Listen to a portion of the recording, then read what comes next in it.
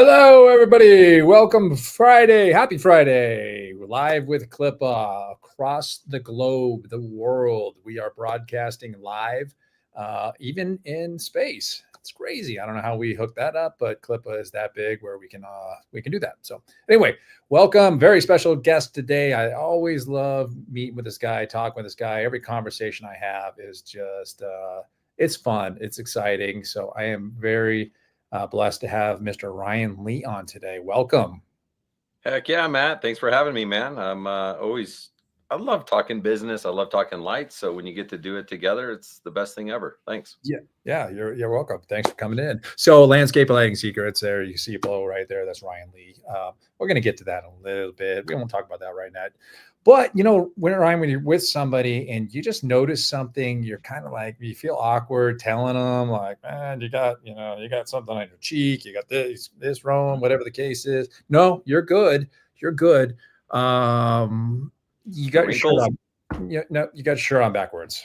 Oh no, are you sure? I think you guys, my only suggestion with CLIPA Con, you guys are great. The organization's awesome, but that's what I was going to say. Like this shirt, I've been wearing it since last year and it's so uncomfortable.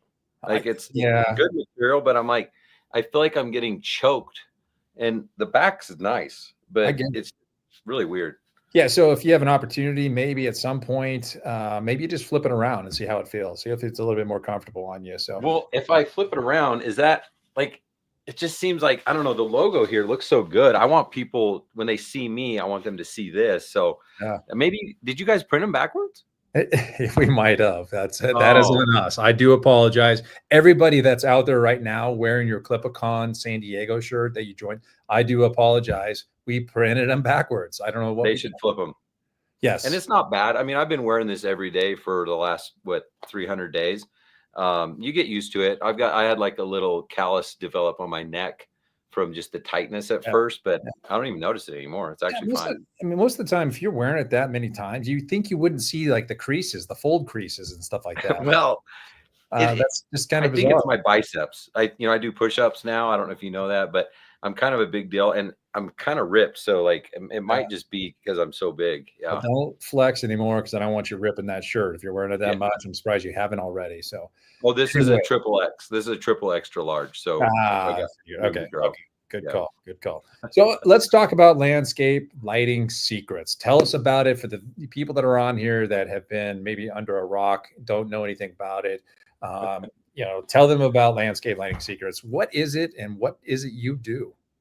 Well, let me do this because I do like, I do want to talk about landscape lighting secrets, but I think what's really more important is not necessarily what like my program is. It's more the concept, the philosophy of like how we can serve the lighting industry. Yeah. And I think I got in trouble the first time I spoke at CLIPA Con because you were out of the room and I was like, hey, I don't know Matt very well, but I'm kind of glad he's not here. You guys are what you learn about landscape lighting right now, you might fall in love with it so much that you kind of don't care as much about Christmas lights. But joking around, like I'm not joking around at all. Like landscape lighting is awesome. And so what we've done, and you and I have done a good job at this, is collaborating, because if someone has a Christmas lighting business, they don't typically do that year round, And so we've found that there's an awesome partnership where if they're offering Christmas lights, they can make the same margins and actually even higher tickets. An average landscape lighting job's like $10,000 to $12,000. So they can go out and serve their existing clients a new product without having to like do too much. It's low voltage lighting. It's safe. In some cases, it can be easier. Depends on how complicated you want to get it. But it's just a nice way to do year-round lighting. And now, of course, there's permanent lighting. But landscape lighting is awesome, man. And it's crazy because in the past, we had people coming to us saying, man, we've told people no. We've had clients, we go to take down their Christmas lights and they say, do you guys do landscape lighting? And they would just tell them no. Yeah. And so that's really what Landscape Lighting Secrets is. We have a solution. We have a community of where we help people start and grow bolt on landscape lighting divisions to their already existing Christmas light business. Yeah. Yeah. Well said. So, and I know when you're alone, you don't like talking about yourself. So I'm going to talk about you right now. I'm a student of yours. I actually took your class. Chelsea and I came up to Utah, beautiful, Lehi, I believe it was Lehi, Utah, beautiful area. And we took your class, and you do a phenomenal job. I mean, coming from a trainer to a trainer, I was baffled. I was like, I thought I was the best in the world, but apparently not. And, yeah, I mean, you're a close, that means you're a close second, but yeah, it was if I could be third, I appreciate you saying that. I put my heart and soul into it, and my team does. And like, this is very serious, it's like, and it's pretty easy for me to really come up with like what the topics are. Cause I just think back to like, okay, what would I have wanted? It didn't exist. Like, what would have really helped me get this thing started? But, yeah, it's a lot of fun, and it's a lot of pressure when people like you show up. Cause I'm like, you put on way more trainings than I have. You've done this longer than I have. And I'm like, man, this could like make or break the relationship. What if he finds out that I don't know what I'm doing? Yeah. And I did, but that's okay. It's sometimes they figure out what we're doing, but that's okay. But you enjoy it. You love getting up there. You're a great speaker. You've been on stage, CLIPA Con several times and stuff like that. What drives Ryan Lee? What drives you to continue to do what you're doing? Is it because you just love landscape lighting, or is it just the opportunity to get in front of people, the money? What is it drives you? What's your purpose? Yeah, that's a great question. Actually, at first, I don't think I knew my purpose. I sold my lighting business. We built our landscape lighting business up to little over 200 grand a month, little over 2 million a year. And we did about 200 grand in Christmas. So not a ton, but just kind of our existing clients, we'd service them. And I sold my business. And honestly, Matt, I was like, what am I going to do? I didn't make like $100 million. I didn't have like retirement money, but I had enough money to kind of figure out like a reset and figure out what I want to do. So honestly, my motivation at first was to make money. I was like, okay, I need to make money because I don't have income. But after a while, I actually figured out my purpose. It really like came to me. And it was because like I didn't have the resources. Like, I figured out all this shit the hard way. And I'm not saying there weren't opportunities out there, but I just didn't know about them. The internet wasn't the same. The resources weren't there. My mindset wasn't there. Was the internet there? You had the internet at that time, right? The internet was, that started in 2018, right? The internet. a little bit earlier. Like, I had a broken mindset too. I thought the definition of being an entrepreneur was doing everything on your own. Yeah. And I've done so much self-discovery. I think I was talking to Lindsay, my wife, the other day. I was like, I think the reason I've rejected a lot of help is because I grew up with a single mom, and we had all these people that would come to us from the church and neighbors, and they would reach out and they would be like, hey, if you need anything, let us know. And they would take me like camping. They would like take me to church events, and I didn't reject it. I thought it was awesome. I'm like, who are these amazing people that are willing to serve like this? Because my mom was working full time. But I've kind of unpacked some of this stuff, and I'm like, I think because of that, like, I feel like I like needed to prove to the world that like, I don't need your help. Like, do you know who I am? I'm Ryan effing Lee. I can do this stuff. And I think I had this in me for like decades, honestly. And so I stayed the lone wolf because I'm like, I don't need your help. And again, I wasn't mad at these people. I was grateful for their help when I was a kid. But as an adult, I wanted to be a man. I wanted to show you that I know how to use a wrench sometimes. And so I think I was like proving something to my childhood, right? And then now I'm realizing, as I start to teach people, is that, I'm really like, this is like very healing for me. Yeah. Like, I get to go back in time, and I get to address the Ryan Lee when he started his business in 2007, 8, 9, 10, going through all those tough times and working crazy hours and almost getting divorced and all that stuff. And I now get to prevent that to happening for someone else. And I get to help streamline and collapse time. And when I do that, Matt, it is like, I get the best feeling in the world. It's like addictive. And if I go and sell a $10,000 lighting job right now, that would do nothing for me. Like, okay, make a couple grand, whatever, like, who cares? But if I can help someone else do that, dude, that's like, I feel like I won the lottery. I just got a text from someone, and they've only been in our program since Light It Up Expo. They joined March 1st at Light It Up. They started their business about 6 months before that. He just sent me a text today, actually this morning, $154,000 landscape lighting job. Wow. Yeah. That, to me, I'm like, I think I'm done for the year. Like, what else do I need to do? Yeah, Like, that's, sometimes you get more excited about their wins than your wins, because it feels great and it really does. So I love that $150,000 job. I know, crazy. That's awesome. I'm It's, like, it's, my biggest job, I had my lighting business for 12 years. My biggest job was 150 grand. And wow. now he just did it in less than a year. Yeah, that's Like, beautiful. I love it. that's exactly why I'm doing this. Like, Yeah. there is an easier way. I was so hard-headed, and again, I think a lot of that stems from some of the stuff in my childhood, but I wanted to like prove that I don't need someone's help. Now, I mean, I spend minimum 50 grand a year on coaching and Mm, masterminds and stuff like that because I'm like repenting of my former sins. yeah, that's good. Good for you. So I learned a few things. I love our interviews because I always learn something. You have a dog. We know that. Yes. And I had no clue your middle name was Effin. That's something new. Yeah. Yeah. So I changed it. It was Christopher, but I was like, I'm a man. I can do whatever I want. Remember? yeah, yeah. So I thought that was pretty interesting. I never heard that name before, first of all, and that's your name. So that's pretty neat. Brian F. and Lee. Yeah, there it is.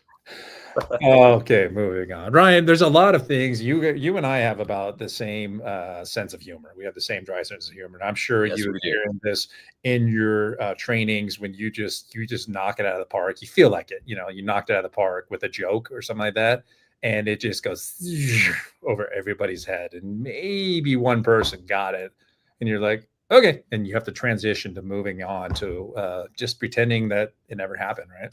Yeah. As a comedian slash trainer, how do you cope with that? Dude, my kids think I'm the dumbest, most annoying person in the world. They keep me humble. Yeah, So luckily, when I get to those environments, I'm like, well, I've already dealt with this at home. yeah. Like, Well, there you go. Good. yeah, my kids are awesome for a lot of different reasons, but they truly do keep me humble. And I'm not going to say I've mastered it, but I get better and better every day, every week about just like not caring about what people think. Yeah, And like I'm comfortable in my own skin. I decided to wear this shirt how it's supposed to be worn yes, yeah, today. I appreciate And again, I'm when I say I'm comfortable, not always. Like I still get upset or bothered when people talk trash or say certain things, or I wish everyone would laugh at all the jokes, right? But it. Mhm. I don't know. I guess I've just trained myself to not care as much and just move on. And yeah, I think that's probably my kids that keep me humble. Yeah, that reminds me of a book I read. I can read. It's called "Let Them" by Mel Robbins. Have you read that? I have not. I like it though. That's a good one. So it's that concept of just let them. People are going to be upset, and the point that sticks out is you can't please everybody. Whether you're jumping through hoops to do this or this or this or this, someone is going to be disappointed. So you just have to let them and move on. So Yeah, I like that. I mean, I take things really seriously at first. Like when we started Landscape Lighting Secrets, super small community, 4 people at first, and then yeah, it grew to 12 and then it keeps growing. But at first I was really trying to please everyone. And if yeah, someone was upset, dude, my heart is just like racing. sure. Like, I can't believe this. And I'm just like, oh my gosh, what are we going to do? Like, how do I make this right? And after a while you start to learn and realize that like, you just can't make everyone happy because that guy's so pissed off, like wants to murder you almost. But Mhm. other people actually really like that element of why you do that, Yeah, and that's hard, especially if because you're trying to impress people and build a community and build a brand and all this. That was really hard, and I'm again not gonna say I've mastered that, but I've gotten so much better at it to where like I know now because I've been doing it about 5 years that like I know what people need. And yeah, if someone's going to get upset or don't like it, it's like that's okay. I'm sorry that you feel that way. sure. But we're not going to change because we know you're probably upset because that's also the thing you need to do. And Yeah, exactly. we know that it's for like the greater good. It's 80% of the time it's going to work, 20% it's not. So maybe skip that skip that module. Yeah, exactly. Sometimes people just don't like the truth, but the let them theory is let them, but then it's let me, and how do I respond to this situation or whatever it may be. So there is two theories. So get the book, read it. It's actually pretty decent. Yeah, I'll write it down. Mel Robbins, I like it. Let them. So Mel Robbins has, she's cool. She's got a really good podcast and all that fun stuff. So anyway, but enough about her. Okay, so I'd like to ask this question to all my interviewees, or if that's what you are, I'm not sure. Don't know. No one knows. It's just let them. I don't know what you're writing down there, but it's called let them. Well, I wrote let them book Mel Robbins because then when I search my notes, I'm not going to remember let them, but I might remember book. Got it. Okay. I might remember Mel Robbins. I probably should write Matt CLIPA. Like I do weird things like that in my notes. It seemed like you were writing a novel down there, but that's okay. Whatever. I was writing a book, let them too. Okay.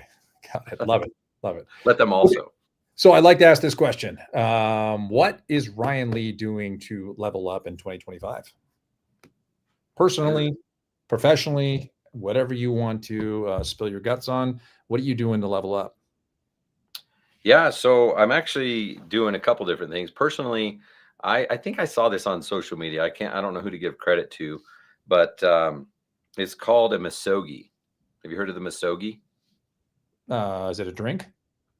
No. So you haven't heard of it. Okay. But it could be. I mean, it might be a drink too. No one knows. It's basically, I can't even teach what it is. It's basically in Japan. This might not even be, it might even be fake. But this guy on social media was talking about this misogi, and I thought that sounds cool. Are you going to write this down? Book, Mel Robbins. Yeah. Misogi, MISOGI. And it talks about how you go do this one big thing every year. Stop writing. I'm talking. I just wrote misogi. Okay. That long? It's like 6 letters. So a misogi is like one big thing that you're going to do this year. Okay. One big thing that there's a 50% chance you're going to fail. So this wouldn't be like, I'm going to read the book from Mel Robbins, which I can't remember the name of, but I know I can search book in my notes. So one big thing. Well, I had a friend invite me. He goes, hey, you should come do these Spartan races with us. Oh yeah. I've seen And I was like, I don't do Spartan races. I'm not strong. I'm not a Spartan. But I was like, you know what? I had just learned about this misogi, and I thought that might be really cool because there is definitely a 50% chance that I'm not going to be able to do this. And it's not just doing one Spartan race. It's doing the trifecta, which is all 3. They have a 5K, they have a 10K, and a 21K. Whoa. And so if you do all 3 in 1 year, in a 12-month period, you earn their trifecta thing. There's all this community culture, all this stuff, which I don't care as much about that, but it's just like from a personal standpoint, I've been focusing on my personal health the last couple of years. Yeah. And I was like, oh, that's really good because like if I was to just go and be like probably about 6 months ago, I was like, I'm going to start running. Well, I run like to the end of my street and I'm like, I'm really tired. I think I'm going to go home. And it's just easy to go home because it's like easier. But if you live on a long street, it's not that long. It's not even, it's like right there. Oh, so, okay. So I'm thinking, okay, this will be good because if I have a thing that I actually need to train for, I'm not going to quit. So far I've done the 10K. I was supposed to do the 5K, then the 10K, then the 21, but I already missed the 5K because I had a conflict. Yeah. So here talking about chances of failing, they go higher and higher. So I missed the 5K. I did the 10K. Now I'm going to do the 5K actually this Sunday. Tomorrow, Lindsay and I are driving up to Bozeman, Montana. And we're going to do the 5K. And then in about 21 days, it's only in a few weeks here in Utah, July 12th or something like that. I'm doing the 21K. And the 21K is intense because that's a half marathon, but it's here in Utah where there's a 3,000 feet vertical climb to it as well. Wow. So still I'm on track to succeed, but there's still a big chance I'm going to fail. And it's one of those things you hear people say, it's not about the destination, it's about the journey. Yep. And I've done so much freaking training to get to this point that like, it doesn't matter. Like people are like, what time do you want? I'm like, dude, I just want to finish the damn thing. I don't care what time I get. Like, I just need to stay healthy enough. I need to not get an injury and I need to complete this thing. And the wheels are starting to fall off. I mean, I got sick for a couple of weeks. Like I got it. My elbow's injured right now. I'm like, dude, it's easy to put on paper. Like this is what I'm going to do, but it's a lot harder to execute for sure. Okay. I think I just found my next venture I want to do is I want to try those, the Spartans. I've seen the advertisements and stuff like that. I think that sounds, fantastic. Let's do it together. I mean, I think that's kind of what makes it fun is if you do it with other people and Yeah. can kind of check in on each other and stuff like that. And Sure.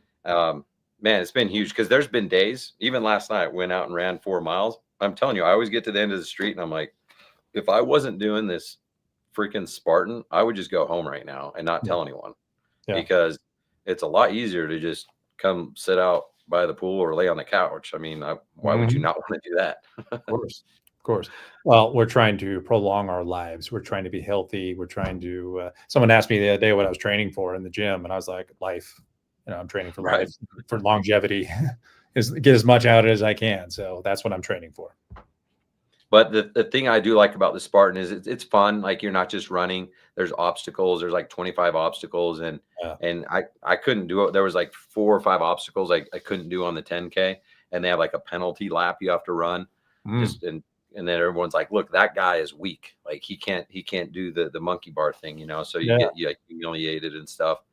But I'm stronger. Like I can do the rope climb. I couldn't do the rope climb before, but I watched the YouTube video. I know how to climb rope now.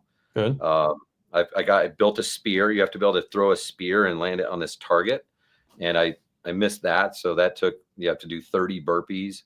Now I can land the spear about 50% of the time. So we'll see you only get one throw in the race. So if I hit that, that'll improve my time. So nice. Yeah, it's been fun. It's really challenged me. And I truly believe that the more you work on yourself, the easier life gets, the easier relationships get, the easier your business gets. Yeah. I'm talking physically, mentally, spiritually, like all those things. And so I'm just working on an area of my life that I've never really gave focus to. Yeah. Well, good for you. I'm praying for you, and I think you're going to do well. So looking forward to hearing about it down the road. That's next weekend. Well, next weekend. In 2 days is the this weekend. That's the 5K. That one should be fairly easy. I've already done the 10K. Other than like my injured elbow, like the 5K should be fine. I'm really training for this 21K in a few weeks. 13.1 miles, right? Isn't that what it is? Yeah. Yep. Yeah. And then it's again 3,000 feet vertical is no joke. So I'm like running up this mountain right here, and it's like it's not easy. Wow. Okay, well, good luck. We wish you the best in that. So when you're up in Bozeman, hit up Elwood. I just talked to Elwood, had an interview with him. He's up in Bozeman. Do you know Elwood? You know Elwood. Yeah, I didn't realize he was in Bozeman. So yeah, I'll do that. Definitely hit him up if you have an opportunity. He would love to take you out. Okay, sweet. Share a beer or whatever. But yeah, he's a great guy. So hit him up. That's good. Let me write that down here. Yeah, here we go. We got another. Is that Elwood. Okay, I appreciate that. It sounds like you're doing some phenomenal stuff to level up yourself, your personal life, which is great. And I'm sure your business is always leveling. So you do some great stuff. Very excited to have you once again. Physically, you won't be there, but that's okay. You will be there in spirit. And we will do the best to promote you and your company as we always do. So you are going to be missed being out there. But anyway, you have other stuff. That's fine.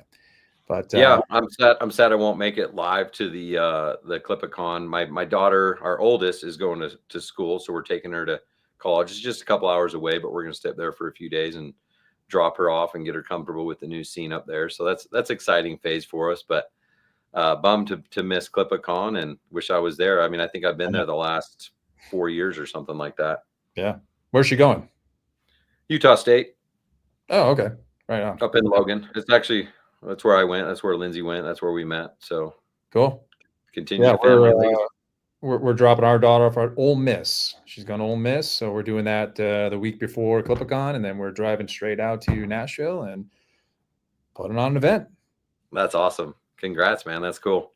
Yeah, you know, we'd love for her to go to San Diego State, but you know, back when my wife and I went there, she got in. But you know, for me, it was like really all you had to have was a pulse back when you know we were going to college back then at San Diego State. Now it's like you need like a 5.7, you know, or something like that in order to get. It's not easy to get into San Diego State. It used to be like the you know #1 party school and all that stuff, but times have shifted, and now it's very difficult to get in. But yeah, it's not about me anymore. So anyway. Yeah, that's awesome. Well, hopefully she enjoys Ole Miss. That's quite the commute.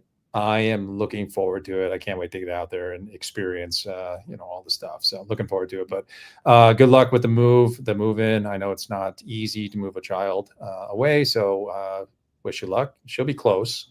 It's going to be crazy. Yeah, I'm so sad right now. I worked my whole life to get rid of my kids, and now I'm like, you could just stay, just live in the basement. I'll support you. You don't even need to work. You don't even need to clean the house. We have house cleaners. Like, you're There fine. you go. Yeah, I hear you, brother. I know exactly how it is. Well, if you want to join us at CLIPA Con August 19th and 20th at the Gaylord Opryland Resort in Nashville, Tennessee. Beautiful place. If you have never been there and this is your first time, good luck. Bring a map. You're going to get lost. I guarantee it. So a big thank you to our sponsors, Mr. Pipeline, Action Lighting, S4 Lights, Tough Clips, Tencel CRM, Gordian Staffing, Holiday Home Concepts, Lightorama, Big Star Lights, St. Nick's, and the dog in the background, you know, giving a shout out to you, Holodynamics. And last but not least, Landscape Lighting Secrets. What's your dog's name? Yeah, you got to meet. Oh, this is not my dog, but my daughter, Millie. Hey, Millie, how are you? You ready to go to college? Nope. Oh, it's yeah, you're moving. I told him you're moving out. Going to college. Yeah. Look how nice she is. She brings me a nice drink. I mean, hello. Have you ever been in front of an audience of 500,000 people? We're not only worldwide. He said potentially space. I don't know. I think someone should fact check that. But you want to give a shout out to any of your friends that might be watching? No. Come on, hit them up. No. They're probably watching, I'm sure. How many dogs do we have? 3, kind of. Well, who's barking over there? Rizzo. We got a new puppy, and he's the new one barking over there. Yeah. All right. Well, thank you for joining us on the program, Ryan. Thanks for having me, Matt. Yeah, thank you for coming in. Appreciate you. Appreciate your time. And that shirt, man, way to represent. Just try flipping it around. It's going to be a little bit more comfortable. But thank you very much, Ryan. I appreciate you, and looking forward to the next time we have an opportunity to get together and speak. And let's do one of those Spartans. Let's do it. Yeah, I'd love to. Thanks, Matt. All right, get your tickets. Visit clipa.com and get your tickets before it sells out. Join us at Nashville, 19th to 20th in Nashville, Tennessee. All right, peace.